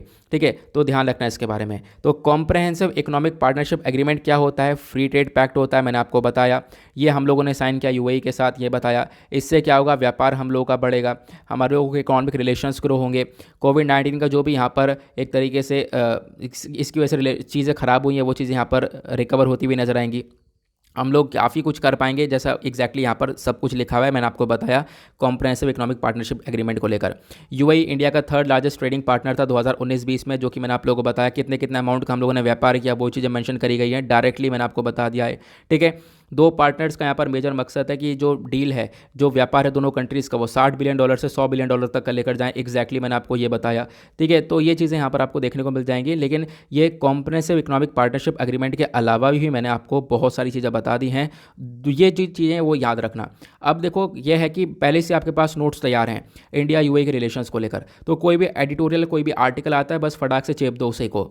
जैसे मैंने आपको, देखो अब ये क्या है ना, ये मैंने पढ़ रखा था, ये जैसे कि इंडिया यूएई को लेकर ये चीज़ है, ये मैंने आपको पढ़ा रखा है, पहले मैंने आपको नोट सेंड कर रखा है, तो मुझे यहाँ पर इसको पढ़ने की ज़रूरत भी नहीं पड़ी। मैंने यहाँ पर ऊपर से देखा, इसको एकदम क्लियर हुआ, उसके बाद मैंने यहाँ पर वही नोट्स उठा के यहाँ पर लगा दिए, ठीक है। तो यहाँ पर ऐसे हेल्प करता है। उसके बाद यहाँ पर आपको रशिया यूक्रेन का डिस्प्यूट देखने को मिलेगा। ये नोट्स मैंने तैयार कर रखे थे, ये मैंने कल आपको पढ़ाए थे, ठीक है, पहले भी पढ़ा रखा है, ठीक है। फिलहाल ये नया डिस्प्यूट है, तो यहाँ पर कुछ बहुत सारे चेंजेस आपको देखने को मिलेंगे, सारी चीज़ें इंक्लूडेड हैं, तो यहाँ पर तैयार करके आपको पहले से प्रोवाइड करवा दिया गया है। अब यहाँ पर रशिया यूक्रेन का कोई भी डिस्प्यूट आया था, फटाक से यहाँ पर इसी का यूज़ कर सकते हो। देखो हर एक एडिटोरियल को ज़्यादा डिटेल में पढ़ना इज़ नॉट नेसेसरी, क्योंकि यहाँ पर टॉपिक क्या है उसको देखो। टॉपिक रशिया यूक्रेन को लेकर है। अभी भैया कितने एडिटोरियल, यहाँ पर 100 एडिटोरियल आ जाएंगे, बहुत सारे आ जाएंगे। क्या सबको पढ़ोगे? आपके पास एक स्पेसिफिक कंटेंट होना चाहिए। लिखने तो वहाँ पर थोड़े से शब्द हैं, 7 मिनट मिलने वाले हैं, लिखने आपको वहाँ पर थोड़े से शब्द हैं, तो कितना लिखोगे, ठीक है। तो यहाँ पर ज़्यादा कन्फ्यूजन ना क्रिएट करने की बजाय एक थोड़ा सा पॉइंट यहाँ पर आपके पास तैयार होना चाहिए, जो मैं यहाँ पर आपको करके देता हूँ। आपको यहाँ पर एडिटोरियल के नोट्स वगैरह प्रिपेयर करके देता रहता हूँ। ओके, आगे चलते हैं नेक्स्ट एडिटोरियल की तरफ। नाउ ये टेक्स्ट और कॉन्टेक्स्ट पर एक आर्टिकल आया है, इंपॉर्टेंट है, बात करता है नासा को लेकर, नासा को भी बात करता है और आईएसएस को लेकर भी बात करता है, इंटरनेशनल स्पेस स्टेशन को लेकर। ये खबर मैंने आज से 1 महीने पहले आपको पढ़ा दी थी, आज ये द हिंदू के अंदर आई है।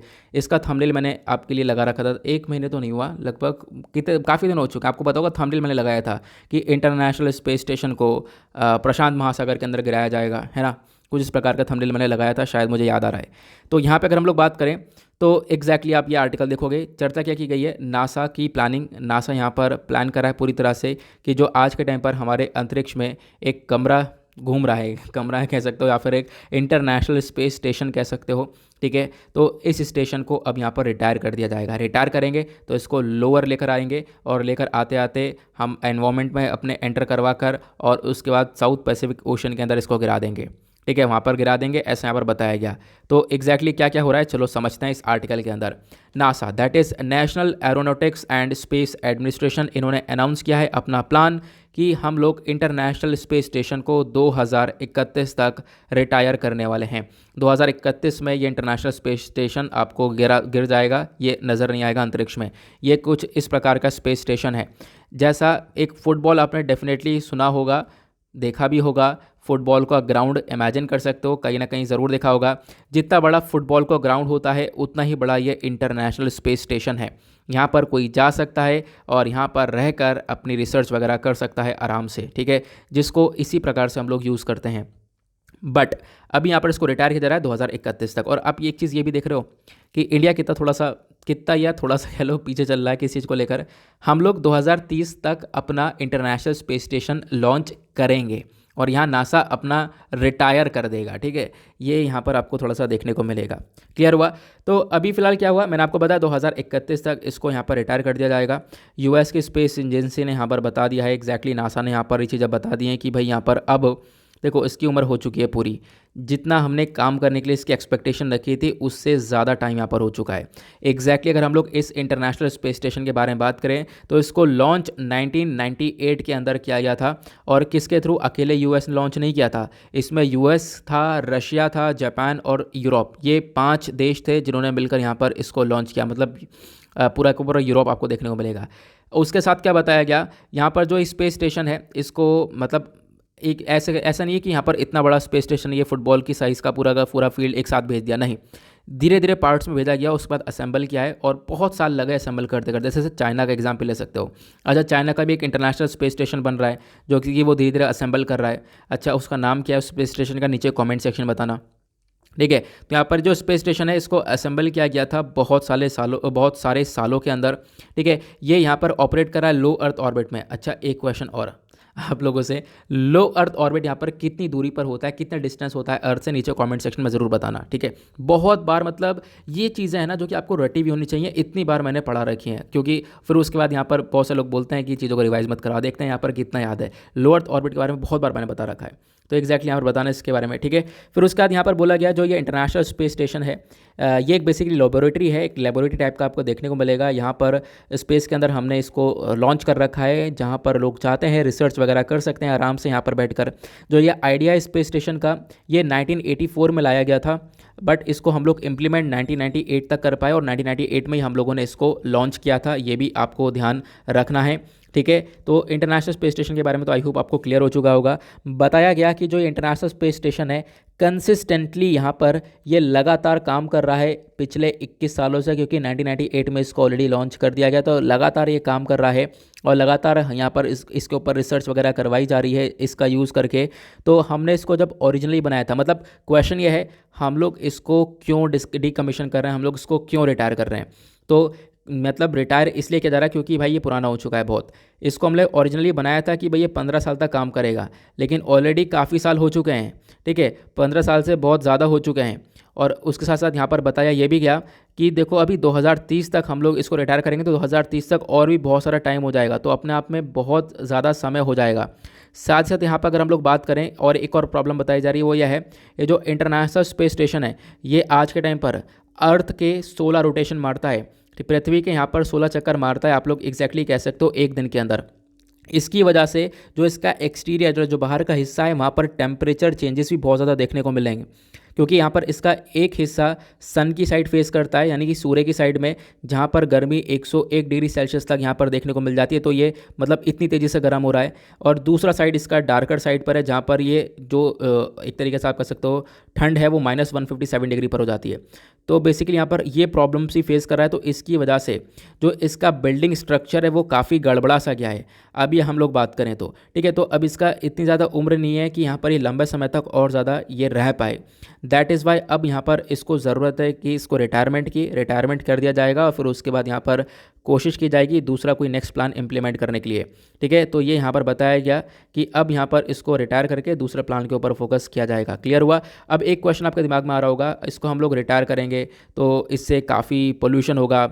अगर मैं बात करूं क्यों पोल्यूशन क्यों होगा, क्योंकि ये जो पूरा स्टेशन है ना, इसका वज़न आपको देखने को मिलेगा 4,30,000 किलोग्राम तक यहाँ पर इसका वजन है, ठीक है। तो आपका सोचना होगा कि यार इससे काफ़ी पोल्यूशन वगैरह होगा। तो नासा ने क्लेम किया है नहीं भाई कोई कूड़ा करकट नहीं होगा, क्योंकि स्पेस के अंदर ऑलरेडी बहुत सारे डेब्रिस जमा है। नासा का कहना यह है कि ये जो इंटरनेशनल स्पेस स्टेशन है ये क्या करेगा, ये यहाँ पर ओशन फ्लोर पर आएगा, मतलब इसको हम लोग समुद्र में डाल देंगे, यहाँ पर ओशन फ्लोर पर ये आ जाएगा और इससे कोई ज़्यादा लॉन्ग टर्म इम्पैक्ट नहीं देखने को मिलेगा। जो भी इम्पैक्ट पड़ेगा वो शॉर्ट टर्म रहेगा और वो यहाँ पर अपने आप सॉल्व हो जाएगा, तो इससे ज़्यादा प्रॉब्लम्स आएंगी नहीं, एनवायरमेंटल हैज़ार्ड ज़्यादा पड़ेगा नहीं, ऐसा बताया गया। क्लियर हुआ। आई होप आप लोग समझ गए होंगे। नाउ अब यहाँ पर स्पेस स्टेशन का फ्यूचर क्या है ये मैंने आपको समझा दिया कि इंटरनेशनल स्पेस स्टेशन यहाँ पर बोला जा रहा है कि अब इसका ऑपरेशन एंड हो जाएगा, ख़त्म हो जाएगा। लेकिन आज के टाइम पर नए नए यहाँ पर आपको देखने को मिलेगा प्लेयर्स हैं जो कि यहाँ पर इन चीज़ों को रिप्लेस कर देंगे। जैसे कि जनवरी 2022 में चाइना ने अनाउंस कर दिया है अपना खुद का स्पेस स्टेशन, और वो इसी साल 2022 के अंदर चाइना का ये स्पेस स्टेशन पूरी तरह से रेडी हो जाएगा ऑपरेशन के लिए। उसके साथ साथ जो ब्लू ओरिजिन है, ब्लू ओरिजिन जो कि एक स्पेस कंपनी है जेफ बेजोस की, यहाँ पर जेफ बेजोस जो कि अमेजन के मालिक आपको देखने को मिलेंगे, वर्ल्ड रिचेस्ट पर्सन। तो यहाँ पर अगर हम लोग बात करें तो इन्होंने भी काम शुरू कर दिया, ये भी काम करें एक ऑर्बिटल रीफ के ऊपर, ये भी एक international space station, sorry international कह सकते हो, यहाँ पर एक स्पेस स्टेशन के ऊपर काम कर रहे हैं कि ये भी एक स्पेस स्टेशन बना रहे हैं और ये काम चल रहा है। और ये जो ब्लू ओरिजिन कंपनी है जेफ बेजोस की, ये काम कर रही है सीरिया स्पेस के साथ मिलकर।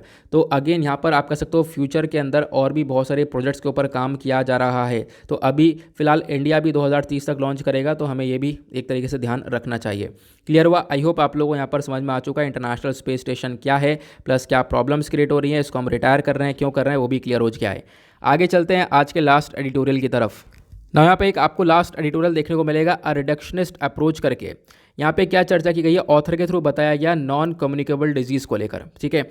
नॉन कम्युनिकेबल डिजीज़ क्या होती है पहले मैं आप लोगों को वो बताता हूँ, फिर ऑथर क्या बोलते हैं वो मैं आपको बताता हूँ कि हम लोग आज के टाइम पर इस सेक्टर के अंदर सही से काम नहीं कर रहे हैं।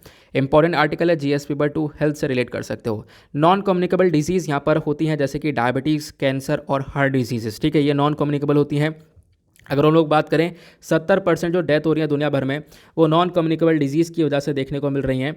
और एग्जैक्टली यहाँ पर जो ज़्यादातर डेथ हो रही हैं वो यहाँ पर जो 30 से लेकर 69 एज के पीपल हैं उनकी हो रही है। और बताया गया कि लगभग मतलब 15 मिलियन पीपल हैं जो कि वो प्रीमेच्योरली डेथ हुई है उनकी। प्रीमेच्योरली मतलब कि उम्र से पहले, समय नहीं था जाने का लेकिन उससे पहले चले गए हैं। तो ये नॉन कम्युनिकेबल डिजीज़ के कारण की वजह से हुआ है। ठीक है, जो 1/3 है यहाँ पर इसकी डेथ के वो प्रीमेच्योर है, मतलब कि जितनी भी मौतें हुई हैं नॉन कम्युनिकेबल डिजीज़ की वजह से, इसकी 1/3 मौतें प्रीमेच्योर डेथ की वजह से हुई है, मतलब कि उम्र से पहले यहाँ पर डेथ हो जाना। तो ये यहाँ पर बताया गया, मतलब 70 की उम्र तक पहुँचने से पहले यहाँ पर डेथ हो जाना। तो ये नॉन कम्युनिकेबल डिजीज़ की वजह से हुआ है। अगर हम लोग बात करें नॉन कम्युनिकेबल डिजीज़ अपने आप में बहुत एक तरीके से प्रॉब्लमेटिक है। अगर हम लोग बात करें तो ये बिहेवियर के ऊपर भी काफ़ी बड़ा इम्पैक्ट डालती है, मतलब दी बिहेवियर की वजह से भी यहाँ पर इसका एक बहुत बड़ा फैक्टर देखने को मिलेगा। जैसे कि कोई टोबैको का यूज़ कर रहा है, मतलब तंबाकू बहुत खा रहा है, उसको भी डिजीज़ होने की पूरी संभावना है। अनहेल्दी डाइट, ठीक है, गंदा खाना खा रहा है, गंदा खाना मतलब ट्रांस फैट वगैरह बहुत ज़्यादा लिया जा रहा है, ठीक है, तला भुना बहुत ज़्यादा खाया जा रहा है, तो अगेन हार्ट डिजीज़ यहाँ पर आ सकती हैं। उसके साथ साथ इनसफिशिएंट फिजिकल एक्टिविटी, मतलब खा ही रहे हैं, घर पे बैठे हैं और यहाँ पर कोई फिजिकल एक्टिविटी नहीं है, कोई ज़्यादा काम नहीं है, ठीक है, कोई यहाँ पर बॉडी ज़्यादा वर्क नहीं कर रही है, तो उसकी वजह से भी यहाँ पर बहुत सारी डिजीज़ पैदा हो सकती हैं, खासकर नॉन कम्युनिकेबल डिजीज़। और या फिर जो अल्कोहल उसका यहाँ पर अति मात्रा में यूज़ कर लिया है, उसकी वजह से भी यहाँ पर ये प्रॉब्लम्स क्रिएट होती हैं। तो यहाँ पर एक बिहेवियरल फैक्टर है जो कि नॉन कम्युनिकेबल डिजीज़ को और ज़्यादा बदतर करता है, आपको ध्यान रखना है। नॉन कम्युनिकेबल डिजीज़ के बारे में जब हम बात करते हैं तो ये मेनली कार्डियोवास्कुलर होती हैं, मतलब हार्ट से रिलेटेड, जो हार्ट होता है उससे रिलेटेड, या फिर रेस्पिरेटरी डिजीज़ होती हैं, डायबिटीज़, कैंसर, आपको ये देखने को मिलेगा, ये सब नॉन कम्युनिकेबल के अंदर आती हैं। और ये बीमारियां आज के टाइम पर टॉप किलर हैं। अगर हम एग्जैक्टली बात करें जो साउथ ईस्ट एशिया रीजन है, यहाँ पर तो बिल्कुल टॉप किलर हैं। लगभग बहुत सारे लोग, लगभग 8.5 मिलियन लोगों की जान जाती है हर साल, ये WHO ने खुद बताया है। और उसके पीछे का कारण यही NCD, मतलब non communicable disease. Non communicable disease को हम लोग क्रोनिक डिजीज़ भी बोलते हैं, आपको ध्यान रखना है। ये बेसिकली यहाँ पर आपको देखने को मिलेगा, इसमें एक तरीके से जेनेटिक फैक्टर भी होता है, एनवायरमेंटल फैक्टर भी होता है, और साथ साथ बिहेवियरल फैक्टर भी होता है। तो बिहेवियरल फैक्टर को अगर हम लोग कंट्रोल कर लें तो डेफिनेटली काफ़ी सारी चीज़ों को हम लोग यहाँ पर कंट्रोल कर पाते हैं। क्लियर हुआ? देन बात करते हैं इस डिजीज़ का सोशियो इकोनॉमिक इम्पैक्ट क्या पड़ता है। देखो इम्पैक्ट ये पड़ेगा क्योंकि हमने 2030 तक के लिए अपने सस्टेनेबल डेवलपमेंट गोल्स को सेट कर रखा है। 17 गोल हैं जिसको हमें अचीव करना है। क्या हम कर पाएंगे? जब लोगों की उम्र 70 साल से पहले से ही ख़त्म हो जा रही है इस नॉन कम्युनिकेबल डिजीज़ की वजह से, तो हमारा जो टारगेट है 2030 तक के सस्टेनेबल डेवलपमेंट गोल्स को अचीव करना, कर पाएंगे? नहीं हो पाएगा। तो ये एक सोशो इकोनॉमिक इम्पैक्ट भी देखने को मिलेगा। तो क्वेश्चन ये है कि आप करना क्या चाहिए इससे बचने के लिए। आप फाइबर कंज्यूम कर सकते हो, होल ग्रेन्स को आप लोग यूज़ कर सकते हो, ये आपके हेल्थ रिस्क को कम करेगा, ऐसा यहाँ पर डॉक्टर्स का रिकमेंडेशन है। बट ये मैंने आपको नॉन कम्युनिकेबल डिजीज़ के बारे में बताया। ऑथर क्या बोलते हैं? ऑथर बोलते हैं इस नॉन कम्युनिकेबल डिजीज़ के अंदर एक रिडक्शनिस्ट अप्रोच देखने को मिलेगी।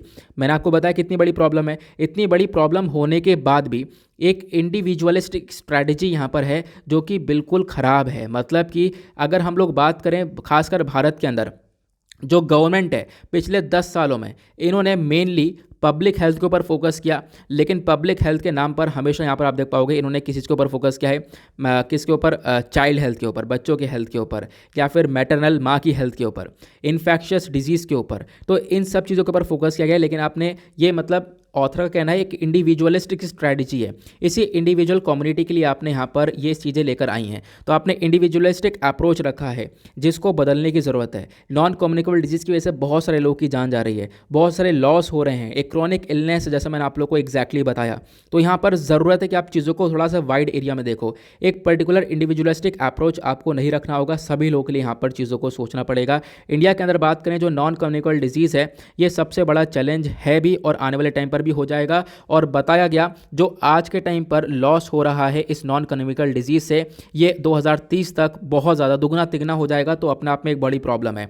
तो ज़रूरत है कि जो अलग अलग हमारे डिपार्टमेंट्स हैं, सेक्टर्स हैं, ठीक है, जो कि एक तरीके से हेल्थ को लेकर काम कर रहे हैं, तो यहाँ पर बेसिकली उनको साथ में लेकर आने की ज़रूरत है। ठीक है, यहाँ पर ज़रूरत है कि जो अलग अलग डिपार्टमेंट्स और सेक्टर्स देखने को मिलेंगे जो कि पॉपुलेशन हेल्थ को लेकर काम करते हैं, उनके ऊपर से जंग हटाओ और सबके लिए काम करने के लिए यहाँ पर उसको लेकर आओ। ठीक है, आपको इंडिविजुअलिस्टिक अप्रोच नहीं रखनी है, सबके लिए काम करना है, एग्जैक्टली आप कह सकते हो कि ठीक है। क्लियर हुआ? उसके साथ साथ और क्या बताया गया कि देखो जो गवर्नमेंट की पॉलिसीज़ आपको ये देखने को मिलेंगी, यहाँ पर ज़रूरत है कुछ पॉइंट्स यहाँ पर मेंशन किए जाएँ, खासकर जो सोशल हेल्थ हैं उनके ऊपर, और साथ ही साथ यहाँ पर जो पॉलिटिकल सर्किल है उसको बिल्कुल बाहर रखना चाहिए, क्योंकि हमारे लिए हेल्थ इंपॉर्टेंट है। तो बेसिकली यहाँ पर सभी के ऊपर फोकस रखना चाहिए, क्योंकि एग्जाम्पल दिया गया कि बहुत सारे और भी जगह पर ये इस प्रकार से इंडिविजुअलिस्टिक अप्रोच अपनाया गया था, मतलब एक ही पर्टिकुलर कम्युनिटी के ऊपर ध्यान दिया गया था, जिससे कोई ज़्यादा फायदा हुआ नहीं। तो आप भी यहाँ पर इसको हटाओ और सभी की तरफ यहाँ पर एक अप्रोच रख सकते हो।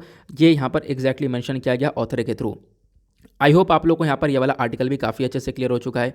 हाँ, उसके बाद यहाँ पर एक छोटा सा आर्टिकल आपका रह जा रहा है, वो क्या है, मैंने अभी आप लोगों को एग्जैक्टली आपने थंबनेल देखा होगा, थंबनेल में क्या दिखाया है मैंने आप लोगों को, मैं आपको एक सेकेंड, थंबनेल में आप लोगों ने ये देखा है अभी, ये क्या है, ये एक बिल्डिंग है, ये मोस्ट ब्यूटीफुल बिल्डिंग है इन द वर्ल्ड, ठीक है, पूरे अर्थ के ऊपर एक सबसे खूबसूरत बिल्डिंग है। इस बिल्डिंग को अभी ओपन किया गया कहाँ पर, दुबई के अंदर। यहाँ पे आप देख पाओगे इस प्रकार से ये नज़ारा इस बिल्डिंग का, ठीक है, और लग भी रही है खूबसूरत। ये आप देख पाओगे, कल का आर्टिकल है, इंडियन एक्सप्रेस ने कल इसको पब्लिश किया था रात में, ठीक है, most beautiful building in the world opens in Dubai.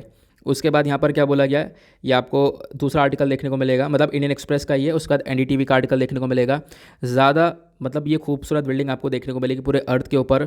इसको म्यूज़ियम ऑफ फ्यूचर के नाम से भी जाना जा रहा है। यहाँ पर बहुत सारी जो टेक्नोलॉजीज़, आने वाले टाइम की जो टेक्नोलॉजीज़ होंगी, उन टेक्नोलॉजीज़ को दिखाया जाएगा। देखो म्यूज़ियम ज़्यादातर किस चीज़ के लिए होते हैं, पास्ट के लिए, कि भाई इतिहास के अंदर क्या हुआ है वो सामान रखे जाते हैं म्यूज़ियम के अंदर, है ना, आपने ये देखा होगा। बट ये म्यूज़ियम किसके लिए, फॉर द फ्यूचर, जो फ्यूचरिस्टिक चीज़ें होंगी कि आगे हम लोग ये डेवलप करने वाले हैं, उन चीज़ों को सबसे पहली बार इसी म्यूज़ियम के अंदर लेकर आया जाएगा। तो आपको ध्यान रखना है। ये म्यूज़ियम ऑफ फ्यूचर करके एक वेबसाइट भी आपको देखने को मिलेगी, जाकर आप लोग देख सकते हो। तो ये इस बिल्डिंग के बारे में ज़रूर ध्यान रखना। मैं आपको इस बिल्डिंग के बारे में बता रहा था। एग्जैक्टली आप देख पाओगे इस बिल्डिंग के ऊपर यहाँ पर अरेबिक के अंदर काफ़ी कुछ लिखा हुआ है, अरेबिक यहाँ पर कैलीग्राफी देखने को मिल जाएगी, ठीक है, ये आप देख पाओगे अरेबिक में कैलीग्राफी लिखी करी हुई है, ये आपको ध्यान देना है। आर्टिफिशियल इंटेलिजेंस के माध्यम से इस पूरे बिल्डिंग को डिज़ाइन किया गया है, ये भी मैंने आप लोगों को बता दिया, ठीक है। तो ये एक अलग से टॉपिक लिया गया था ताकि थंबनेल थोड़ा सा इंटरेस्टिंग सा बन जाए, इसी वजह से, क्योंकि आने वाले टाइम पर चर्चा में आएगा तो डेफिनेटली बात करेंगे। फिलहाल अभी जो भी था वो मैंने आपको बता दिया। देन उसके बाद हमारा जो क्वेश्चन है, जो स्टार्टिंग में पूछा गया था, 5 ईयर प्लान इंडिया के अंदर फाइनली अप्रूव किया गया था किसके थ्रू, तो इसका correct answer is D, national development council ने यहाँ पर इसको अप्रूव किया था। नेशनल डेवलपमेंट काउंसिल जिसको हेड किया गया था हमारे प्राइम मिनिस्टर ऑफ इंडिया के थ्रू। ओके, नाउ इसके साथ करते हैं लेक्चर को समाप्त। मिलते हैं आप लोगों से नेक्स्ट वीडियो में। आज के लिए bye bye, have a nice day, thank you and जय हिंद।